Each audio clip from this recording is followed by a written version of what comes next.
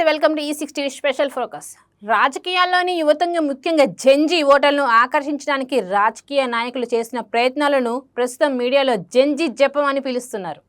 అంతేకాకుండా నేటి యువతను ఆకట్టుకోవడానికి పార్టీలు సరికొత్త వ్యూహాలను అమలు చేస్తున్నాయి. రాజకీయ నాయకులు యువతను టార్గెట్ చేయడానికి గల కారణాలేంటి, వారు అనుసరిస్తున్న వ్యూహాలేంటి, జెన్జీ జపం ఎందుకు? 2029 లోక్సభ ఎన్నికల నాటికి మొత్తం ఓటర్లో జెన్జీ వాటా 25 నుండి 30% వరకు పెరిగే అవకాశం ఉంది.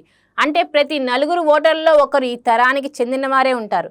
ఇటీవల దేశంలో జరిగిన పలు విద్యార్థి ఉద్యమాలు, సోషల్ మీడియా ట్రెండ్స్ ద్వారా యువత రాజకీయాల్లో అత్యంత ప్రాధాన్యత నాయకుల సరికొత్త వ్యూహాలు, డిజిటల్ సోషల్ మీడియా కనెక్ట్, సాంప్రదాయ ప్రచారాల కంటే Instagram reels, YouTube's shorts, X, Twitter వేదికగా నాయకులు యువతతో నేరుగా ఇంటరాక్ట్ అవుతున్నారు. BRS working president KTR and operation Gen Z పేరుతో స్టూడెంట్ యూత్ వింగ్స్కు సరికొత్త టీంలను సిద్ధం చేస్తున్నారు.